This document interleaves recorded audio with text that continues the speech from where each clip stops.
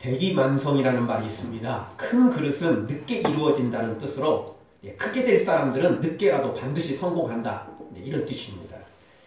반대로 세상엔 반짝 성공했다가 날개도 없이 추락해버리는 경우도 있습니다. 새 정권이 들었으면 총리 인선을 하는데 총리 인선할 때 그렇게 쉽게 넘어간 적이 최근에 없었습니다. 여러 명이 계속 낙마하는 경우를 우리가 뭐 한두 번 본 것이 아닙니다. 근데 그 사람들 볼 때마다 안타까운 마음이 뭐냐면 차라리 그냥 총리 그 제의 들어갔을 때 나 안 하겠습니다.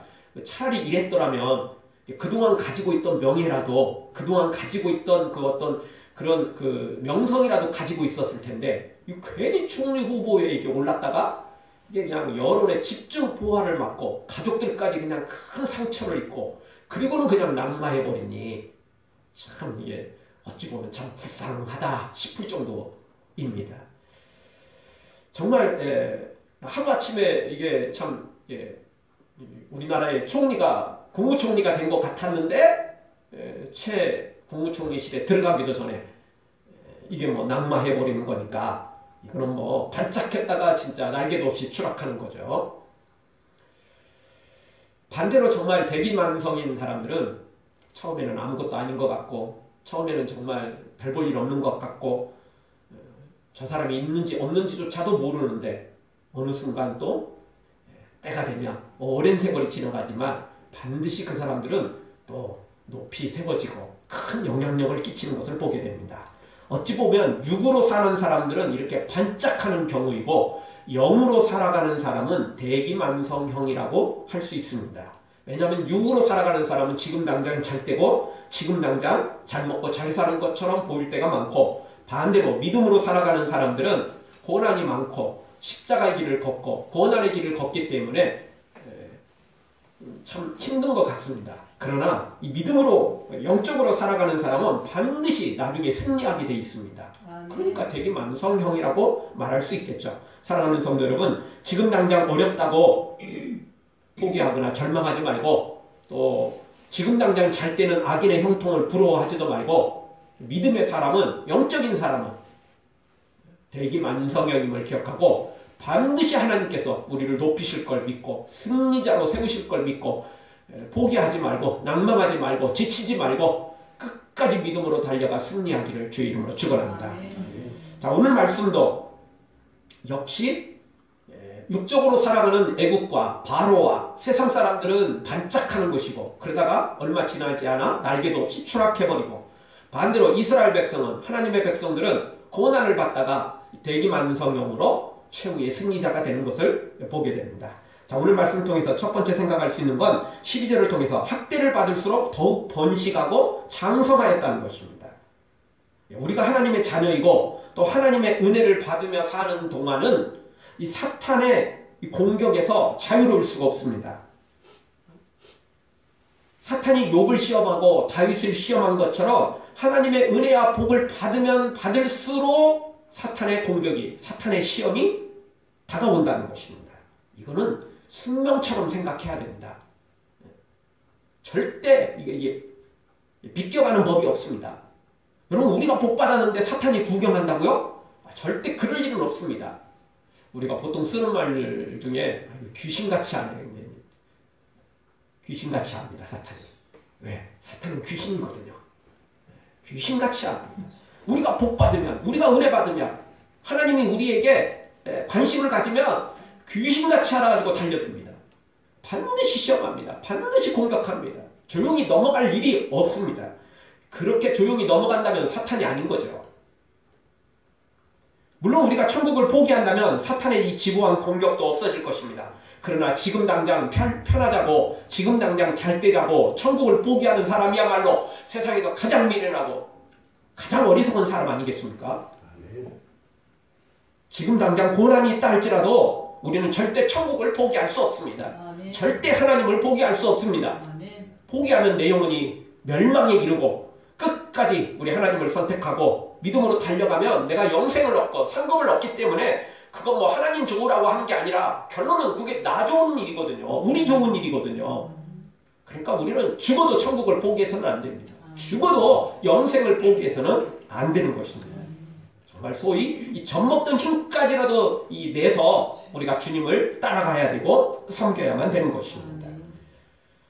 하여튼 우리가 이 은혜와 복을 받으면 사탄의 시험과 공격이 있고, 또 우리가 하나님 앞에 죄를 지으면 하나님의 징계가 있고, 이런 걸 보면 뭐 이렇게 하든 저렇게 하든 우리는 이 고난에서 또 훈련에서 시험에서 벗어나는 게 불가능한 일입니다.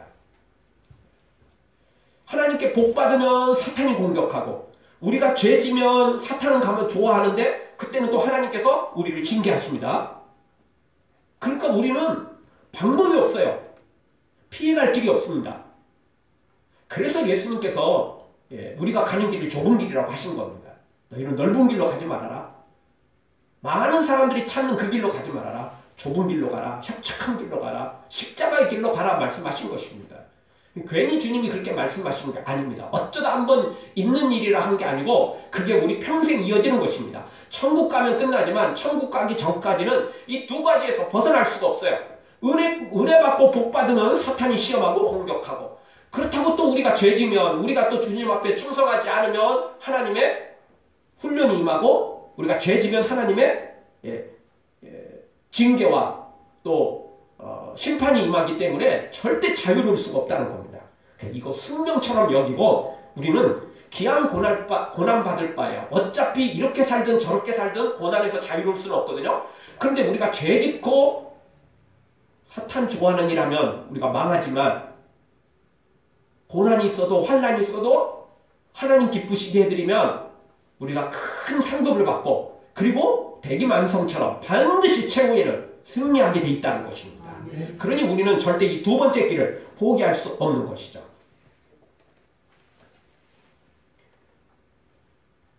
다시 말씀드리지만 이 사탄의 공격과 하나님의 복은 비례하는 경향이 있습니다. 절대 두 가지가 따로따로 가지 않습니다. 반드시 비례합니다. 오늘 성경도 역시 마찬가지입니다. 오늘 12절을 보죠. 12절 우리 다시 한번 한 목소리로 보겠습니다. 그러나 학대를 받을수록 더욱 번식하고 장성하니 애굽 사람이 이스라엘 자손을 인하여 근심하여. 아멘. 자, 왜 이렇게 학대를 합니까? 그것은 당연히 이 앞부분에서 7절에서 이스라엘 자손은 생육이 중다하고 번식하고 장성하고 심히 강대하여 온 땅에 가득하게 되었더라. 이 하나님의 복과 은혜가 임했어요. 그러다 보니까 사탄이, 바로가 지금 발악하고 있는 겁니다. 하나님의 복과 은혜가 임하니까 사탄이 공격하죠. 사탄이 시험을 하죠. 이게 지금 오늘 성경에 반복되고 있는 것입니다. 그런데 또 이렇게 사탄의 공격과 시험이 계속되면 하나님은 놀고 계시나요? 아니요. 하나님도 또 이때 역사하십니다. 그래서 이스라엘 백성들에게 복을 주시는데 학대를 받을수록 어떻게 됐어요? 더욱더 번식하고 더욱더 창성했어요. 자, 내용이 같이 반복되죠. 7절에서 번식하고 창성하고 이렇게 됐는데 오늘 12절에서 보니까 더욱 번식하고 더욱 창성했다는 것입니다. 학대를 받을수록. 그러니까 이게 반복되는 거예요. 하나님의 은혜와 복이 임하면 사탄이 시험하고 공격하고, 사탄이 시험하고 공격하면 하나님의 복과 은혜는 더욱 임하고, 그럼 또 사탄은 놀고 있냐? 아니거든요. 사탄도 또 계속 공격하려고 합니다.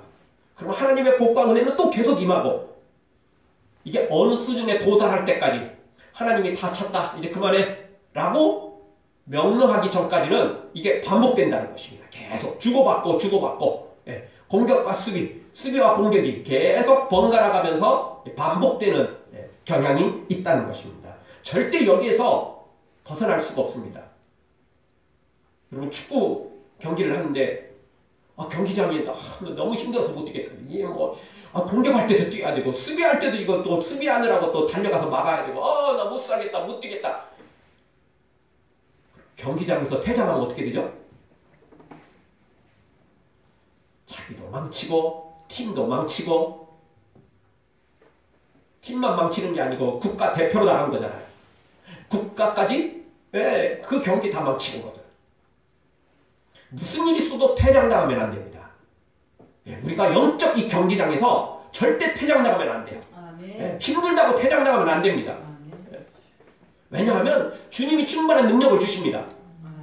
그래서 우리가 시험 당할 것들이 우리가 시험 당한 것들이 우리가 충분히 이길 만한 감당할 만한 시험만 주시고 또 시험 당할 때 능히 피할 길을 주시고 또 이길 수 있는 능력도 우리 하나님이 주시겠다 약속해 주셨습니다. 이게 반복되는 거예요. 절대 이 반복되는 것에 너무 지쳐하면 안 됩니다. 우리 스스로 지쳐버리면 그게 사탄이 좋아하는 것입니다. 여러분 왜 사탄 좋아하는 일 아닙니까? 그게 사탄이 노리는 꼼수거든요. 사탄은 처음부터 하나님을 이길 수 없다. 알아요.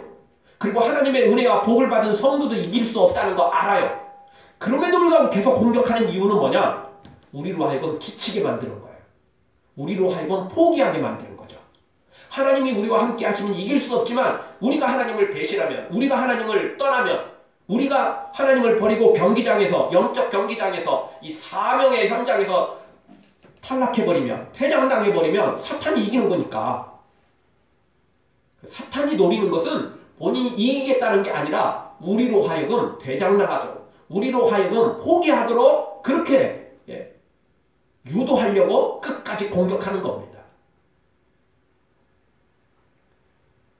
사랑하는 성도 여러분, 사탄의 어떤 핍박에도 끝까지 믿음으로 달려나가 오늘 이스라엘 백성들이 더욱 번식하고 더욱 창성한 것처럼 우리도 동일한 이 복과 은혜를 번식과 창성의 복을 누리기를 영육간에 또 가정에서 자녀들에게서 우리의 삶의 현장에서 풍성하게 임하기를 주의 이름으로 축원합니다.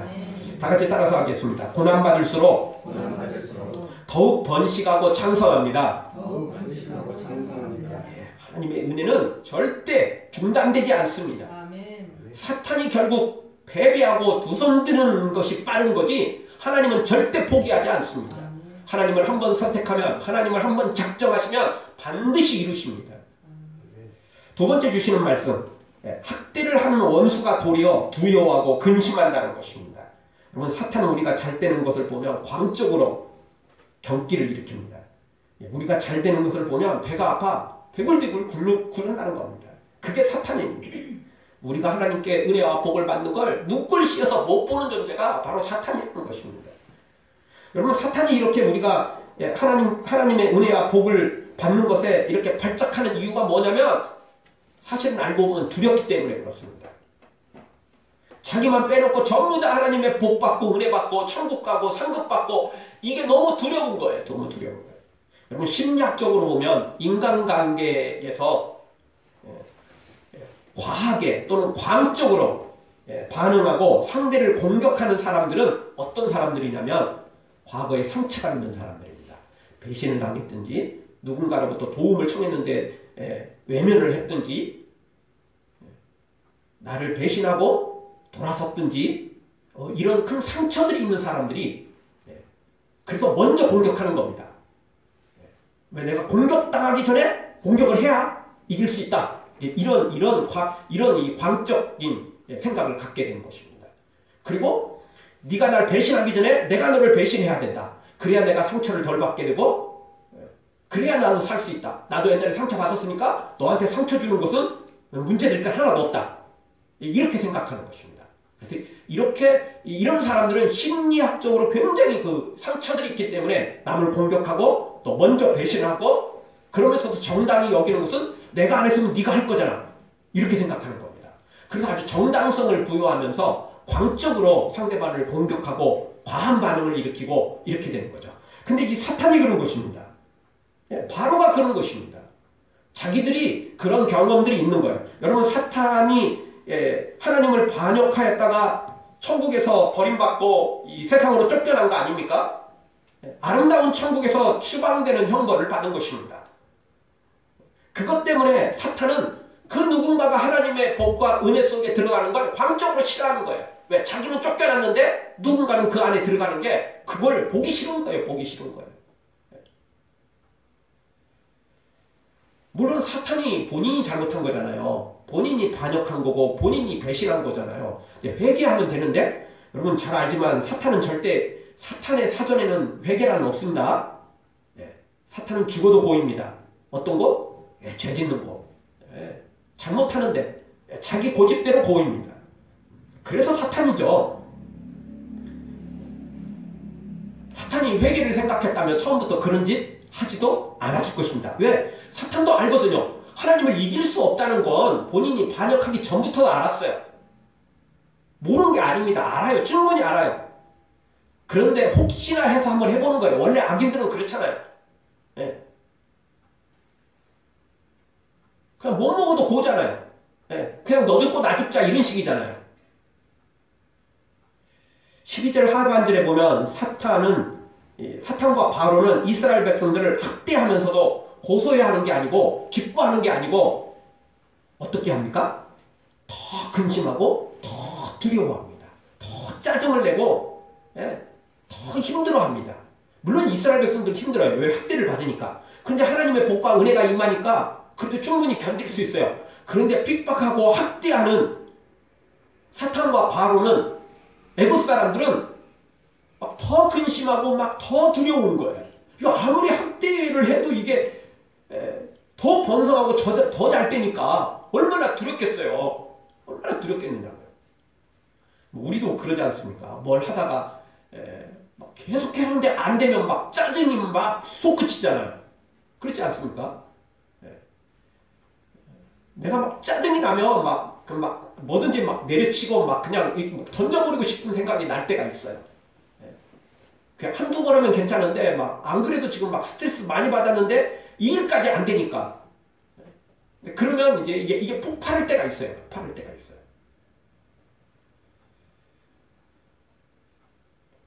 짜증 확 솟구치고 분노가 솟아오르고 진짜 미쳐버릴 것 같은 그런 때가 있다는 거죠. 근데 지금 바로 이런 극심한 스트레스, 극심한 이런 상황에 누가 빠졌습니까? 학대받는 이스라엘 백성? 아니에요. 학대받는 이스라엘 백성들은 하나님의 은혜와 복이 임하니까 충분히 견딜 수 있었어요. 탈출구가 있으니까 충분히 빠져나갈 수 있었어요. 그런데 정작 이 학대를 하는 바로가 애국 사람들이 미쳐버릴 것 같은 거예요. 여러분 우리가 그 오뚜기 잘 알죠? 오뚜기 정말 그냥 밟고 그냥 막 짓밟고 막 때리고 눕히고 뭐 이런데도 불구하고 또 일어나고 또 일어나고 또 일어나면 여러분 처음은 그냥 장난을 할 때는 그냥 툭 건드려보고 이거 봐라 이거 봐라 뭐 이렇게 넘어갈 수 있지만 이놈 내가 반드시 내가 죽이고 말리라 이렇게 하고 작정하고 덤벼드는데 이게 끝없이 일어나면 어떻게 되겠어요? 나중에는 하다가 그 오뚜기 갖다가 버려버리겠죠. 빨리 던져버리겠죠. 아니 그냥 망치로 갖다 깨트려버리려고 하겠죠. 그런다고 그게 해결되는 건 아니거든요, 사실. 그럼에도 불구하고 자신의 분노를 감당할 수 없으니까 그렇게 되는 거예요. 그래서 거기에 폭발시키는 거죠. 지금 바로가 애국 사람들이 사탄의 부추김을 받아가지고 지금 이렇게 학대하고 더 학대하고 더 학대하고 이러는 것을 보게 됩니다. 근데 아무리 학대해도 더욱 번창하고 더욱 번식하니까 이게 막 분노가 막 솟아오르는 거예요. 막 짜증이 막 솟아오르는 거예요. 막 어떻게 할 수가 없는 거예요. 그러면서 나타나는 현상들이 12절 하반절 애굽 사람이 이스라엘 자손을 인하여 근심했어요. 왜 근심했냐? 두려우니까 공포가 생기니까 두려워할 수밖에 없었던 거죠. 사랑하는 성도 여러분, 사탄이 이렇게 공격하는 것, 세상이 이렇게 공격하는 것, 본인들이 두려우니까 그런 겁니다. 본인이 두려우니까. 우리도 뭔가 할 때가 뭐 경기나 뭐 할 때 그냥 내 마음대로 안 될 때는 막 소리를 지르고 막 한번 막 달려들 때가 있습니다. 근데 진짜 그게 막 용기가 100배에서 그런 게 아니고 이대로 있다가는 죽을 것 같으니까 막 소리라도 질러봐야 그냥 뭔가 좀 해결 것 같으니까 막 발악을 하면서 소리를 지르고 뭐 그렇게 달려들려고 하는 겁니다. 왜? 그거 안 하면 못 달려드니까. 그거 안 하면 그냥 주저앉아 버릴 것 같으니까 그러는 것입니다. 바로도 애굽 사람들도 이스라엘 백성들을 이렇게 핍박하고 이렇게 힘들게 하는 이유가 뭐냐? 너무 두려우니까, 너무 근심되니까, 너무 그냥 분노가 솟아오르니까, 자기들이 죽을 것 같으니까 이렇게 하는 것입니다. 여러분, 사탄이 핍박을 하면 할수록 극에 달할수록 지금 사탄이 분노하고 있고 사탄이 지금 절망하고 있고 핍박자가 지금 근심 걱정에 몸둘 바를 모르고 있다는 사실을 기억하고 때가 되었음을 기억하고 그때 우리가 좌절하지 말고 끝까지 믿음으로 달려가 하나님의 승리자 되어지기를 주의 이름으로 축원합니다. 다시 한번 따라서 하겠습니다. 핍박자가 두려워하고 근심합니다. 핍박자가 두려워하고 근심합니다. 이스라엘 백성들은 학대가 있지만 하나님의 은혜로 탈출하고 바로와 애굽 사람들은 근심하고 두려워한다는 것입니다. 마지막 세 번째 주신 말씀은 하나님의 은혜가 크면 사탄이 발악하지만 결국엔 우리가 승리한다는 것입니다. 아멘. 최후의 승리자는 우리입니다. 아멘. 13절 이스라엘 자손의 역사가 엄하게 하여 역사를 엄하게 했어요. 이미 지금 출애굽기 1장 앞부분에서 하나님의 복과 은혜가 임하니까 핍박을 했어요. 그래서 오늘 12절에서 더 막 핍박을 하죠. 근데 더 핍박을 하면 할수록 더 큰 은혜와 더 큰 복이 번식과 창성이 임해요. 그러니까 사탄이 또 공격해요. 그래서 더 엄하게 했어요. 14절에 보니까 고용으로 그들의 생활을 괴롭게 하니 곧 흙 이기기와 벽돌 굽기와 농사의 여러 가지 일들로 막 힘들고 못 살게 구는 거예요. 한마디로 고된 일을 시켜서 영양실조 걸리고 과로사로 죽게 만들고 이 일을 지금 진행하려고 머리를 써서 꼼수를 써가지고 가진 방법을 동원해서 말 그대로 수단과 방법을 가리지 않고 이스라엘을 죽이려고 하는데 아니 그들은 아침 일찍부터 시작해서 저녁 늦게까지 어떻게 보면 북한보다도 더 진짜 별 지기 전에 일어나가지고 별이 뜬 다음 뜬 이후까지 계속 열심히 일하는데도 불구하고 제대로 먹을 것이 없는 많이 먹지도 못하는데도 불구하고 영양실조도 안 걸려 가로사 하는 사람도 없어. 도리어 스트레스 받아갖고 골골거리는 사람 누구? 바로 애국 사람. 이게 먼저 스트레스 받고 먼저 이게 가로사하고 먼저 이게 영양실조로 쓰러질 사람들이 이스라엘 사람들인데 이게 반대로 되니까 더 미쳐버릴 것 같은 거죠. 근데 우리도 그렇지 않습니까? 뭘 하든지 어떤 경기를 하는데 계속 공격을 하는데 상대방이 뭐 끄떡 알고 있으면 제풀에 쓰러지는 거죠. 제풀에 쓰러지는 겁니다. 그래서 우리 그 경기 같은 걸 보면 그런 말을 합니다. 이기 뒤에 기회가 생기고 반대로 또 기회를 못 살면 위기가 생기는 거예요. 그게 다 경기에서만 적용되는 게 아니고 우리 인생에서도 적용됩니다. 기회를 못 살리면 반드시 위기가 와요. 골 넣을 자리에서 제대로 못 넣으면 우리 팀들이 대부분 지금 공격 앞으로 나가 있잖아요. 후방이 많이 비어 있거든요. 그때 골을 제대로 못 넣으면 최소한 슈팅이라도 제대로 못 날리면 어떻게 되느냐? 기습 공격을 당하게 돼 있어요. 역습을 당하게 돼 있는 거죠. 근데 이게 반대로 또 해보죠. 반대팀이 우리 팀에 지금 막 물밀듯 밀려가지고 하프라인을 건너와가지고 막 공격을 했다는 거예요. 막 계속 슈팅을 내리고 막 날리고 막 계속 위협을 가하는 거예요. 근데 딱 막아내고 한번 역습을 하면 어떻게 되죠? 반대로 반대팀에 거기는 골키퍼만 남고 없는 거예요. 수비수가 제대로.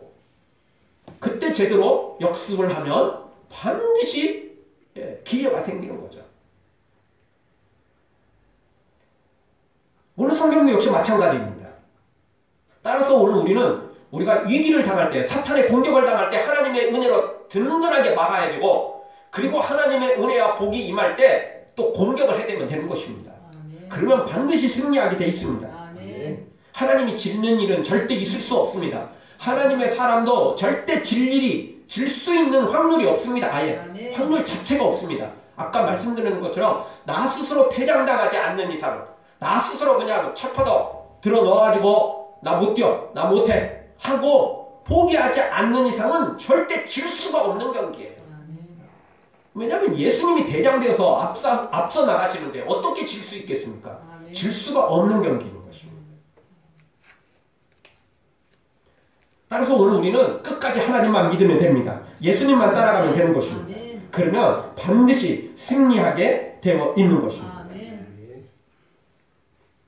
여러분 오늘 바로는 지금 끝까지 버티고 또 버티다가 결국 어떻게 되죠? 우리가 잘 알듯이 바로는 재산상의 엄청난 손해를 겪고 그리고 마음에 큰 상처까지 받고 진짜 말 그대로 자라보고 놀란 것은 솟고 뭐 놀란다고 이건